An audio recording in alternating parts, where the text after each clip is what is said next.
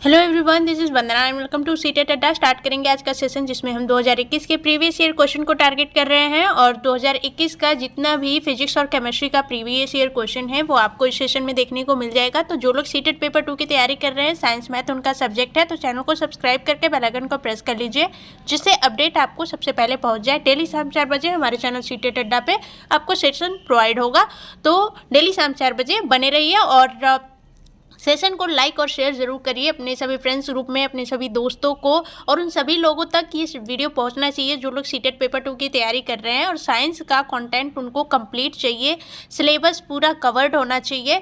तो ये सभी चीज़ें आपको हमारे चैनल पे मिल जाएंगी। प्लेलिस्ट बनी हुई है, वहाँ से आप थ्योरी पढ़ सकते हो और प्रीवियस ईयर क्वेश्चन हम कर रहे हैं। मॉक टेस्ट इसके बाद किया जाएगा। तो फटाफट से स्टार्ट कर लेते हैं आज का सेशन। पहला क्वेश्चन है, नीचे दिया गया कौन सा कथन सही है। तो सही कथन हमें बताना है। सभी अधातुएं गैस होती हैं।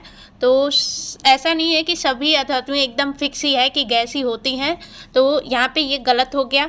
नेक्स्ट है, सभी अधातुएं अतन्य यानी कि तन्य नहीं होती हैं। थर्ड दिया है, सभी धातुएं ठोस होती हैं। सभी धातुएं फोर्थ है, सभी धातुएं कठोर होती हैं। तो यहाँ पे सिर्फ एक ठप्पा लगा के नहीं बोल सकते हम कि ठोस होती हैं, सिर्फ कठोर होती हैं और अधातुएं गैस अवस्था में होती हैं। तो यहाँ पे फर्स्ट, थर्ड एंड फोर्थ गलत हो जाएगा। सेकेंड आपका राइट होगा कि जो अधातुएं होती हैं वो तन्य नहीं होती हैं। नेक्स्ट क्वेश्चन पे चलते हैं। नेक्स्ट क्वेश्चन दिया है, वाई कोई मानव निर्मित रेशा यानी कि फाइबर है जिसे प्राकृतिक स्रोत से प्राप्त किया जाता है। वाई क्या हो सकता है। तो हमने पढ़ा था कि मानव निर्मित रेशे और प्राकृतिक रेशे कौन कौन से होते हैं और सिलेबस में हमने पढ़ा हुआ है। प्लेलिस्ट में आप जाइए और रेशों के बारे में हमने अच्छे से पढ़ा है कि वो प्राप्त कैसे होते हैं, किस तरीके से बनाए जाते हैं। तो यहाँ पे पूछा है कि मानव निर्मित रेशा, तो यहाँ पे रेयान जो है मानव निर्मित रेशा है और प्राकृतिक रेशा भी कहा जाता है। क्यों? क्योंकि ये सेलुलोज का यूज़ करके बनाया जाता है और सेलुलोज क्या है, प्लांट से पाया जाता है, प्राकृतिक चीज़ों से पाया जाता है और ये मानव द्वारा बनाया जाता है, इसीलिए इसे कृत्रिम रेशा यानी कि मानव निर्मित रेशा बोलते हैं जो कि प्राकृतिक स्रोत से प्राप्त होता है। तो थर्ड यहाँ पे करेक्ट आंसर हो जाएगा। नेक्स्ट क्वेश्चन पे चलते हैं। दिया है, नीचे दी गई तालिका का अध्ययन कीजिए। यहाँ पे ईंधन दिया है, उष्मीयमान दिया है, उसकी अवस्था दिया है, ज्वलन ताप दिया है। तो यहाँ पे बताना है कि कौन सा ईंधन इसमें से घरेलू ईंधन के रूप में कौन सा सबसे अधिक उपयुक्त होगा। तो सबसे अधिक उपयुक्त आप कौन सा ईंधन करते हैं। एलपीजी आप देखेंगे सबके घरों में यूज़ होता है। तो एलपीजी क्या होता है भाई, उसका उष्मीयमान जो होता है मध्यम होता है। तो मध्यम कहने का मतलब ऐसा नहीं है कि बहुत ज़्यादा मात्रा में ऊष्मा देता है और ऐसा है नहीं कि बहुत कम मात्रा में ऊष्मा देता है। ऐसा देता है कि आपका खाना आराम से बन जाए, तो उसका जो उष्मीयमान होता है वो मध्यम होता है। ठीक है। और अवस्था जो होती है वो गैस होती है, आपको पता है। तो यहाँ पे दोनों गैस दिया हुआ है। अब नेक्स्ट देखते हैं ज्वलन ताप क्या होता है। ज्वलन ताप वो मिनिमम टेम्परेचर जिस पे कि कोई भी ईंधन आग पकड़ लेता है। तो ऐसा तो है नहीं कि इसका ज्वलन ताप बहुत ही उच्च होता है और इसका ज्वलन ताप भी क्या होता है, मध्यम होता है। ठीक है। मतलब कि जैसे कि आप बाहर रखे और इसने ऐसे ही आग पकड़ लिया, जैसे कि सोडियम होता है। सोडियम आप एयर में या वाटर में रखने पे ये तुरंत रिएक्ट कर लेता है और आग पकड़ लेता है, इसलिए इसे केरोसिन ऑयल में रखा जाता है। तो इसका ज्वलन ताप जो होता है मध्यम होता है। जब तक इसको आग के कांटेक्ट में नहीं लाएंगे ये इसका मतलब कि ये आग नहीं पकड़ेगा। ठीक है। तो इसका जो ज्वलन ताप होता है मध्यम होता है, ये गैस अवस्था में पाया जाता है और ये इसका जो उष्मीयमान होता है वो भी मध्यम होता है। तो सी यहाँ पे राइट आंसर बनेगा। और सी कहाँ पे दिया है, ऑप्शन फर्स्ट में। तो फर्स्ट आपका करेक्ट आंसर हो जाएगा। और सीटेट में यही है कि आपको ऑप्शन के भी ऑप्शन दिए रहते हैं। तो यहाँ पे ये 4 ऑप्शन दिए हैं और उसके भी आपको ऑप्शन दिए हुए हैं। तो यहाँ पे ये चीज़ डिफरेंट होती है इसमें। नेक्स्ट क्वेश्चन है, फोर्थ क्वेश्चन, धातु एक्स धातु वाई को उसके लवण विलयन से विस्थापित कर देती है। तो बात समझ में आ रही है। कोई धातु एक्स है और कोई धातु वाई है जिसका कोई लवण विलयन है और इस लवण विलयन से वाई को एक्स रिप्लेस कर दे रहा है, मतलब हटा दे रहा है और खुद वहाँ पे चला जा रहा है, परंतु धातु जेड को उसके लवण विलयन से विस्थापित करने योग्य नहीं है। ये एक्स जो है वाई को तो हटा दे रहा है, लेकिन जेड का जो विलयन है उसमें से जेड को नहीं हटा पा रहा है। तो इसमें से सबसे ज़्यादा अभिक्रियाशील धातु कौन सी है? तो सबसे ज़्यादा अभिक्रियाशील जेड होगी, क्योंकि एक्स वाई से ज़्यादा अभिक्रियाशील तो है क्योंकि उसको हटा दे रहा है, लेकिन जेड को नहीं हटा पा रहा है, इसलिए जेड अधिक अभिक्रियाशील धातु हुई। तो फर्स्ट यहाँ पे आपका करेक्ट आंसर हो जाएगा। नेक्स्ट क्वेश्चन पे चलते हैं। नेक्स्ट क्वेश्चन दिया है, किसी बिंब से प्रकाश किरणें किसी पृष्ठ पर गिरती है तथा पूर्णतः विसरित ढंग से परावर्तित हो जाती है। आप इस बिंब के प्रतिबिंब की प्रकृति के बारे में क्या कह सकते हैं? तो आपको पता है कि जब प्रकाश की किरणें किसी परावर्तित होकर किसी पॉइंट पे, किसी बिंदु पे मिलती हैं तो वहाँ पे प्रतिबिंब बनता है। तो यहाँ पे क्या हो रहा है कि ये मिल नहीं रही किसी बिंदु पे, ये पूर्णतः विसरित ढंग से परावर्तित हो जा रही है, ठीक है, और कहीं पे मिल नहीं रही है, तो यहाँ पे कोई प्रतिबिंब नहीं बनेगा, ठीक है।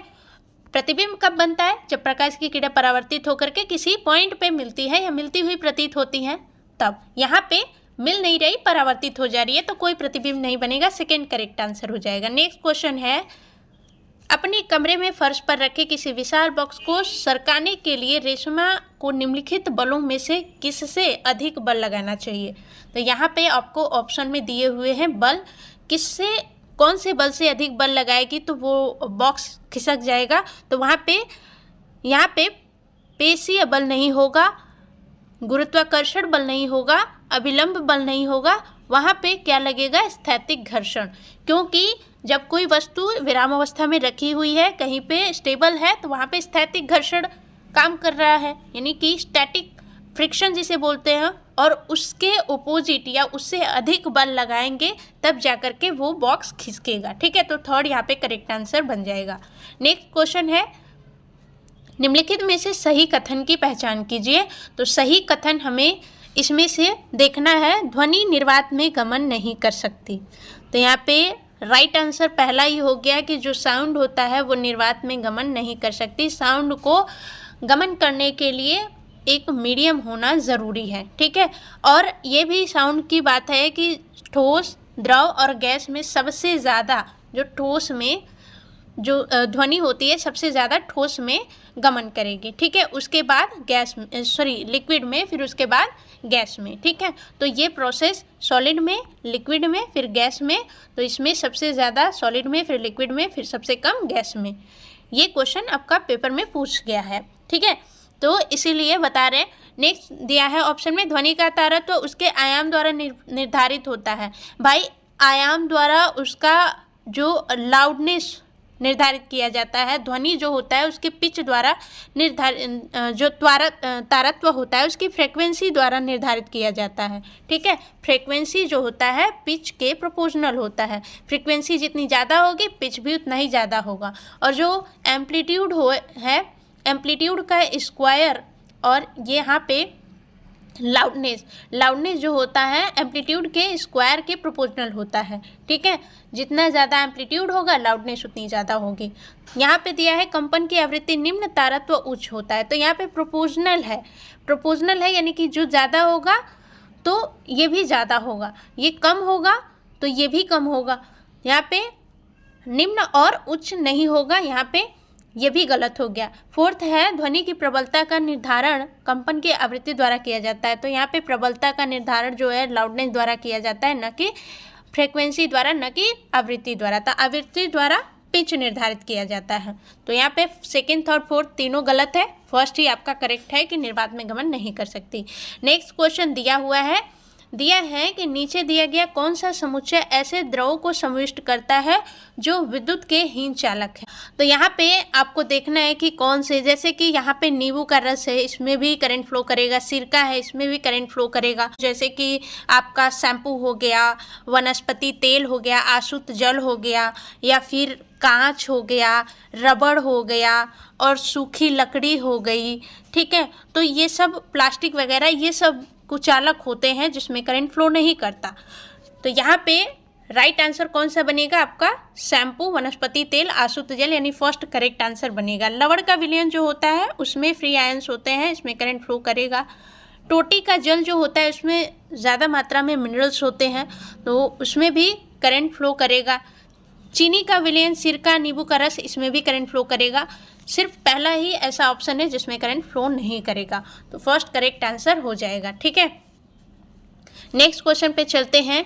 नीचे दिया गया कौन सा समुच्चय रासायनिक परिवर्तनों को समाविष्ट करता है। रासायनिक परिवर्तन में क्या होता है, इसमें नया सब्सटेंस बनता है और ये अनुत्क्रमणीय प्रोसेस होता है, उसको वापस से आप नहीं बना सकते। तो भोजन का पकाना, ठीक है, तो ये तो रासायनिक परिवर्तन है। ठीक है, पानी का उबलना रासायनिक परिवर्तन नहीं है, वो वापस से पानी उबलने के बाद फिर वापस से वो संघनित होकर के वापस से पानी हो जाएगा। जल में चीनी का घोलना, जल में आपने चीनी को घोल दिया लेकिन आप उसे फिर से चीनी को बना सकते हैं, तो ये उत्क्रमणीय प्रक्रिया है। ये इसमें मतलब कि फिजिकल चेंज है। ठीक है, तो फिजिकल जो चेंज होता है वो प्रक्रिया उत्क्रमणीय होती है, उसमें नया सब्सटेंस नहीं बनता है। तो यहाँ पे फर्स्ट तो करेक्ट नहीं होगा। नेक्स्ट देखते हैं, लोहे में जंग लगना, ये रासायनिक परिवर्तन है कि जब लोहा नमी से रिएक्ट करता है तो वहाँ पे नया सब्सटेंस बनता है और जंग लगने लगता है लोहे में। कागज़ का जलना, कागज़ का जो जलना होता है आप वापस से उसे कागज़ नहीं बना सकते। तो कोई भी चीज़ जो जल रही है वहाँ पे केमिकल रिएक्शन होता है। भोजन का पचना हो गया या फिर भोजन का पकना हो गया या फिर श्वसन की प्रक्रिया हो गई, प्रकाश संश्लेषण की प्रक्रिया हो गई, ये सभी रासायनिक परिवर्तन है। तो यहाँ पे सेकेंड आपका करेक्ट आंसर बन जाएगा। ठीक है, सेकेंड आपका राइट आंसर बन जाएगा। पानी का उबलना फिजिकल चेंज हो जाएगा। कांच का तोड़ना, तो ये भी फिजिकल, कांच तो कांच ही रहेगा, कांच को टूटने में वहाँ पे रिएक्शन नहीं हो रहा। ठीक है, भले ही ये मतलब कि कांच टूट जाता है तो कहते हैं जोड़ नहीं सकते, वो जुड़ सकता है। तो यहाँ पे नया सब्सटेंस नहीं बन रहा, वो भले ही टूट करके बिखर जा रहा है। लोहे का जंग लगना ये केमिकल रिएक्शन है, लेकिन ये दोनों फिजिकल रिएक्शन में आएंगे। जल में लवण को घोलना, भोजन का पचना, कागज़ के टुकड़े टुकड़े करना, कागज़ का जलना जो होता है केमिकल रिएक्शन होता है, लेकिन टुकड़े टुकड़े करने को हम केमिकल रिएक्शन नहीं बोलेंगे, फिजिकल रिएक्शन बोलेंगे। तो याद रखेंगे, जहाँ पे नया सब्सटेंस बन रहा है, जहाँ पे रिएक्शन हो रहा है, वहाँ पे केमिकल रिएक्शन बोलेंगे, रासायनिक परिवर्तन बोलेंगे। यहाँ पे सेकेंड ही आपका करेक्ट आंसर बनेगा, बाकी सभी रॉन्ग है। नेक्स्ट क्वेश्चन है, नीना किराने की कुछ वस्तु खरीदने के लिए साइकिल से बाजार जा रही थी। बाजार उसके घर से 4 किलोमीटर दूर है। उसने पहले 10 मिनट 12 किमी प्रति घंटा के चाल से गमन किया। उसने रास्ते में उसकी मित्र निखत मिलती है, जिससे वह रुककर 15 मिनट बातचीत करती है। उसके पश्चात अपनी यात्रा 8 किमी प्रति घंटा की चाल से फिर आरंभ करती है। उसकी यात्रा की औसत चाल क्या है? तो औसत चाल आपको पता है, एवरेज जो स्पीड होती है वो कुल दूरी, यानी कि 4 किमी दूरी है बाजार, तो 4 किमी कुल दूरी है। और कुल समय हमें निकालना होगा। तो कुल समय उसने कहाँ कहाँ पे खर्च किया है? पहले 10 मिनट, तो 10 मिनट को हम आवर में चेंज करेंगे, क्योंकि आपका स्पीड जो है 12 किमी प्रति घंटा के हिसाब से चली है। 10/60 करेंगे तो ये चेंज हो जाएगा आवर में। तो यहाँ पे 1/6 आ जाएगा, 1/6 आवर। ठीक, फिर उसके बाद दूसरा टाइम उसने 15 मिनट बातचीत करी है, तो 15/60 करेंगे तो यहाँ पे 1/4 सॉल्व होगा, 1/4 आर वहाँ पे। फिर नेक्स्ट है 8 किमी प्रति घंटा की चाल से चली है, तो ये इसमें कितना टाइम लगा है? तो इसमें जो टाइम लगा है उसको सॉल्व करने के लिए हमें पहले कुल दूरी 4 किमी है और यहाँ पे उसने कितना दूरी चला है, ये जो पहला डिस्टेंस उसने चला है 10 मिनट जो चला है उसमें कितना किमी चली है ये देखेंगे। तो इसको सॉल्व करने के लिए यहाँ पे 12 से गुणा कर देंगे। ठीक है, ये क्या है? 10 क्या है? 10 है टाइम इनटू का चाल, 6 दाम में 60, 6 दूनी का 12, तो यहाँ पे 2 किमी चली है। ठीक है, 2 किमी चली और टोटल दूरी थी 4 किमी, तो माइनस हो जाएगा 4 में से 2, तो यहाँ पे बच जाएगा 2 किमी। शेष दूरी बची है 2 किमी, यानी कि ये पहले ही टाइम में वो कितना चली है? 2 किमी चल गई है जब वो 12 किमी प्रति घंटा की चाल से चल रही थी। शेष दूरी 2 किमी बचा है और वो चली है 8 किमी प्रति घंटा की स्पीड से, क्योंकि 15 मिनट तो उसने टाइम लगा दिया बातचीत करने में। तो 2 किमी अपॉन का 8 किमी प्रति घंटा, तो इसको सॉल्व करेंगे 1/4 आ जाएगा। तो टोटल टाइम उसने 2 किमी जो चली तो वो 10 मिनट में चली, और ये जो 2 किमी चली है वो चली है 1/4 आर में। ठीक है, तो इस सभी टाइम को हम सॉल्व करेंगे तो यहाँ पे 1/6 +1/4 +1/4 सबको सॉल्व करने पे 8/12 आ जाएगा। 1/4 1/4 ऐड करेंगे तो कितना आ जाएगा 1/2, सॉल्व करेंगे 8/12 आ जाएगा। इसको कम करेंगे 2/3 आर आ जाएगा। अब टोटल टाइम आपका 2/3 आया है। यहाँ पे टोटल डिस्टेंस 4 है तो यहाँ पे 2/3 कर लेते हैं। 3 ऊपर जाएगा तो 4 3 12/2, यहाँ पे 6 आ जाएगा, 6 किमी प्रति घंटा। ठीक, तो यहाँ पे 6 किमी प्रति घंटा थर्ड में दिया हुआ है। ये थर्ड में 6 किमी प्रति घंटा दिया हुआ है। नेक्स्ट क्वेश्चन है, लवण और जल के मिश्रण को पृथक करने की प्रक्रिया में निम्नलिखित में से कौन सा सहायक नहीं होगा। तो यहाँ पे सहायक नहीं पूछा है तो उसके लिए निस्यंदन जो होता है वो सहायक नहीं होगा, क्योंकि निस्यंदन जो होता है ठोस और द्रव से जो विलयन होता है, द्रव का विलयन होता है, उसके लिए ये सहायक होता है। इसके लिए लवण और जल के मिश्रण के लिए ये सहायक नहीं होगा। और ठोस और द्रव का जो विलयन होता है उसके लिए निस्यंदन काम में लाया जाता है, जो कि बहुत ही क्रिटिकल होता है प्रोसेस। तो यहाँ पे आपका राइट आंसर 4th बन जाएगा। नेक्स्ट क्वेश्चन पे चलते हैं। दिया है, नीचे दिए गए प्रकाश के कौन से गुणधर्मों का उपयोग छाया बनाने की परिघटना की व्याख्या के लिए किया जाता है। छाया बनाने के लिए आपको पहला चीज, प्रकाश सरल रेखा में गमन करता है। तो प्रकाश अगर सरल रेखा में गमन करता है तो इसका मतलब आपकी जो छाया बनेगी वो भी स्ट्रेट बनेगी। ऐसा नहीं है कि प्रकाश इधर उधर करके घूमेगा तो आपकी छाया भी टेढ़ी मेढ़ी बनती है ना। तो आपका जो छाया बनेगा वो भी स्ट्रेट बनेगा। प्रकाश उच्च चाल से गमन करता है तो इसका छाया से कोई मतलब नहीं है। प्रकाश अगर जैसे कि आप कहीं धूप में खड़े हो तो प्रकाश की स्पीड कितनी है कि आपकी छाया से मतलब है क्या, नहीं है। ठीक है, तो यहाँ पे सेकेंड भी गलत हो जाएगा, सेकेंड का कोई काम नहीं है। थर्ड देखते हैं, प्रकाश 7 रंगों से मिलकर बना है तो छाया से इसका भी कोई मतलब नहीं है, छाया तो काली ही बनेगी, उसका रंग से कोई मतलब नहीं है, तो थर्ड भी गलत हो गया।